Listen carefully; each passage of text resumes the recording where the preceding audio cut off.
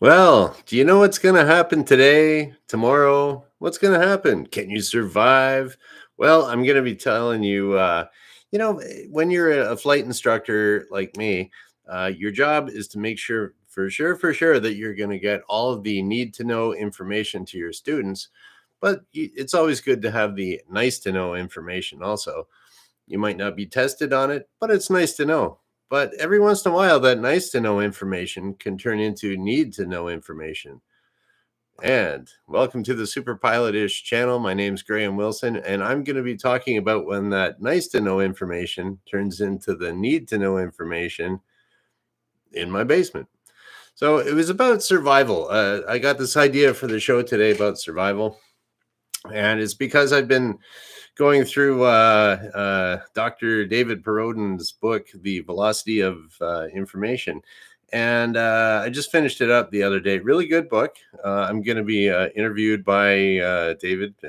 Dr. David Safety Doc is actually the name of his YouTube channel. And the Safety Doc's going to interview me on Monday, this upcoming Monday at 8 o'clock Eastern, my time. And so I figured I better be all good about safety and everything if this pro is going to be asking me questions and stuff. So that's where I got my survival tips idea for the show today. And so there is a little bit of survival stuff, I guess you could call it, that is taught, that is required information, that's the need to know information. And usually nobody knows it. When I was a Transport Canada pilot examiner, I would ask about there's a flight plan sheet that students or candidates had to fill out, and they never really did it that much. And there's a little section on there for what type of survival gear they have on board. So if you fill out this flight plan, you'll give it to the whatever authority, wherever you are in the world. There's someone that you file this plan with, and that gives it gives information about your plan, your airplane, and your plan of flight. But it's also got extra information on there just in case things don't go quite right, and they got to send out some search and rescue for you. So one of the things there on the sheet is that what type of survival gear do you have on board? And so they have a category for polar, desert, maritime, and jungle survival equipment. But then I was thinking, it's like, well, if you're just up in northern Ontario, or and I was thinking about where David Perodin, he lives in Wisconsin, northern Wisconsin. That's that's the same type of forest as northern Ontario and Minnesota, stuff like that. So it's like, that's not exactly, you don't really need exactly polar survival gear. That's kind of like if you're way up in the Arctic. And it's not desert, it's not maritime, it's not jungle. So, there's no official, I don't know, Northern Ontario boreal forest survival category out there. So, years ago when I was at Sioux College learning how to fly in the wintertime, never really did it in the summer, but yeah, probably should have. in the wintertime, we always had survival gear on board. It was we had a great big axe and sleeping bags and some food and water tablets, stuff to make a fire. Something that can get you through the night. Ideally, if you're going to be flying somewhere, you want to play it really safe. You want to be able to spend at least the night in the bush, or maybe 2 nights or something like that, because it might take a while. Like if you do go down somewhere, maybe it's because of bad weather, and then it might take a while for the weather to clear. And then the SARTECs, the search and rescue technicians, they can come out and get you. So anyways, I was also thinking about this, where I was at another airport, and I ran into, we'll call her Janet because that's her name. And she's quite an accomplished pilot. She's flown her plane all over the place. And so Janet was going to be taking a trip up to Northern Ontario, up around pretty far up there. And she just happened to be at the airport when I was there, and she was getting her survival gear all together. And I thought, yeah, that's good. So I was, the nosy ex-chief flight instructor has to make sure everything's okay, right? So what do you have in your gear? Do you have this? Yes, yes, I got bug spray. That's the big one. It's bug spray going up north. The mosquitoes are brutal in the summer, and then in the springtime, the black flies. Ooh, forget about it. Forget about it. So, yeah, the she what was I gonna say here? Oh yeah, so she bought a bug net, or like, I don't know the official name for it. It's a bug net or a mosquito net. It's like if you got your hat, a little brim on your hat, and then maybe you got like a tilly hat with a big brim around. The net comes right over your face, and you can kind of tie it up, and then the mosquitoes don't get all around your face. So she had one of those, and which was cool. She was also very proud of her little axe that she bought, this little hatchet, and she says, "Oh, you can use this, if you have to, you can even break out a window with this axe to get out of the plane." I was like, "Good idea," like she was really well prepared. And then I thought I would be Mr. Smart, and I'd be like, "What kind of tarp do you have? Do you have a tarp? Because you should always be flying with a tarp. Tarp helps you out with, if it's raining, even in the winter or something. If it's cold, you can put snow on top of your tarp and just kind of make a just kind of bury yourself in it, but it'll keep you dry. And then the snow can act as insulation. And I was also thinking of the proper color of your tarp, because now you think about it, if people are out hunting out in the bush, they're always wearing those orange jackets and orange hats sometimes, and that's because that orange really stands out against all the green and brown of nature.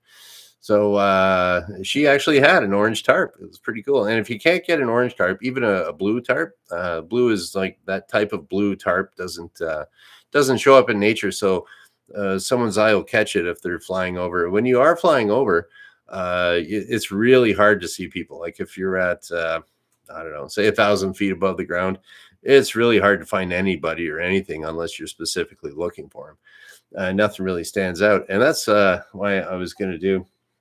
A lot of people, when I was up at school, we had signal mirrors in the survival gear, but I never used one, And I was thinking about, I'm going to do this survival tips thing, and I've never actually used the signal mirror. Then I also heard a old wives' tale or whatever urban myth. If you got yourself a DVD or a CD, that you can reflect it and people will see it.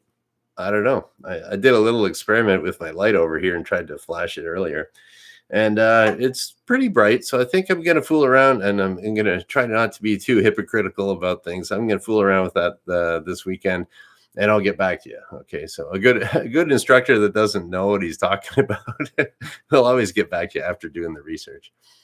So, okay, and what do we got here? Oh, hey, Jordan. Yeah, that dang black fly, little black fly. Always the black fly, not matter where I go, I'll die with the black fly picking my bones in Northern Ontario.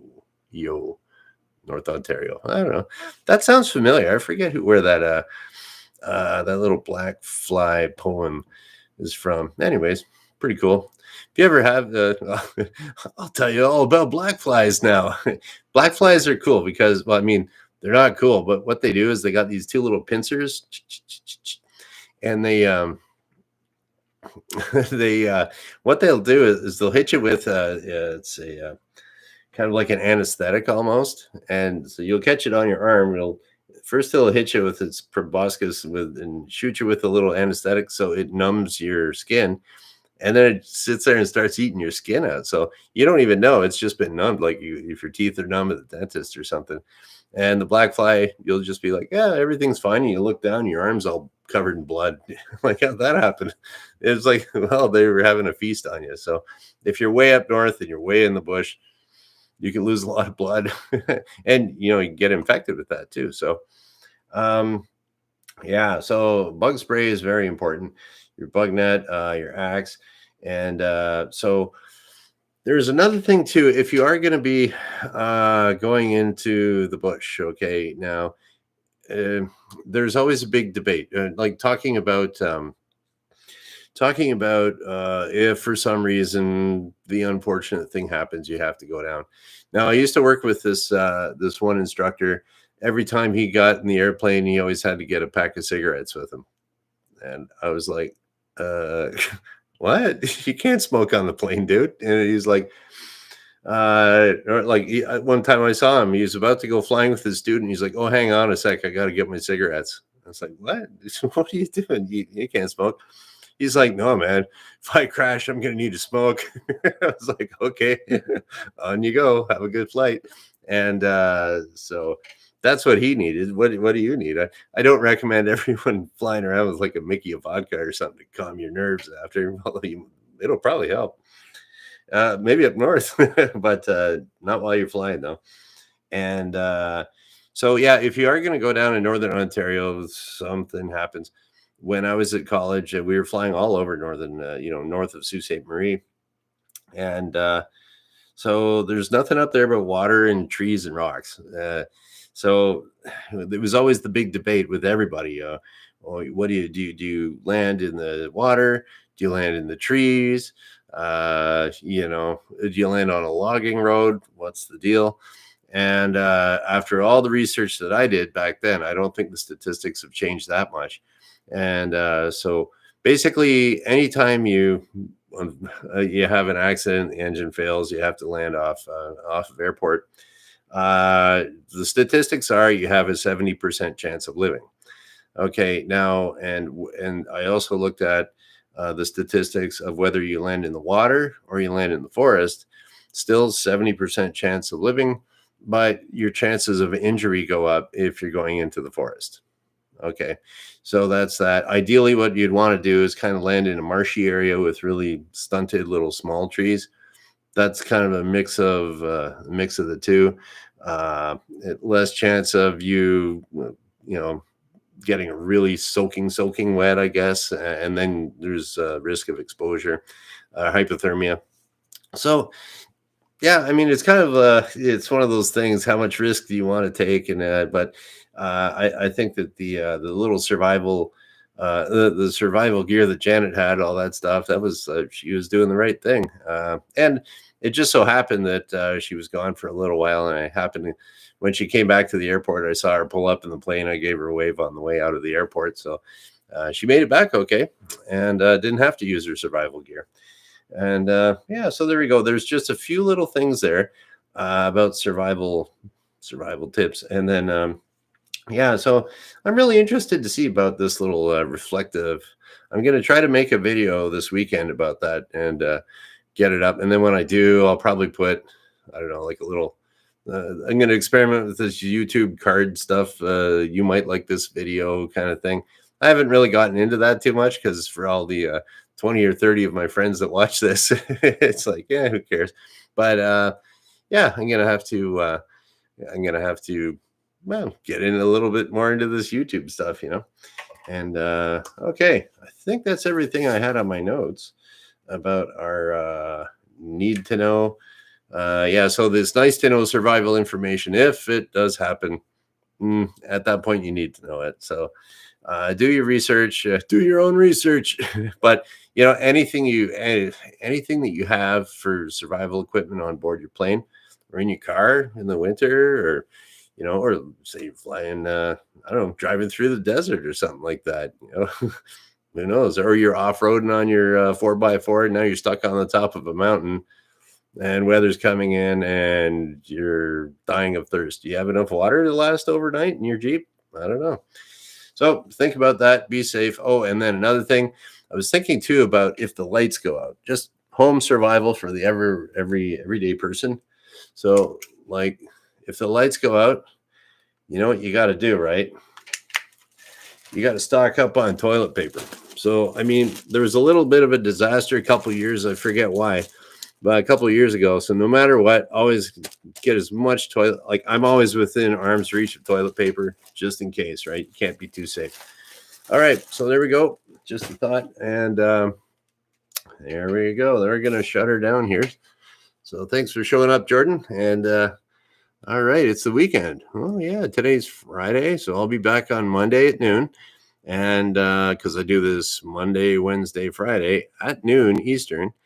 And then I'll be doing the interview with David Perodin Monday night, 8 o'clock Eastern.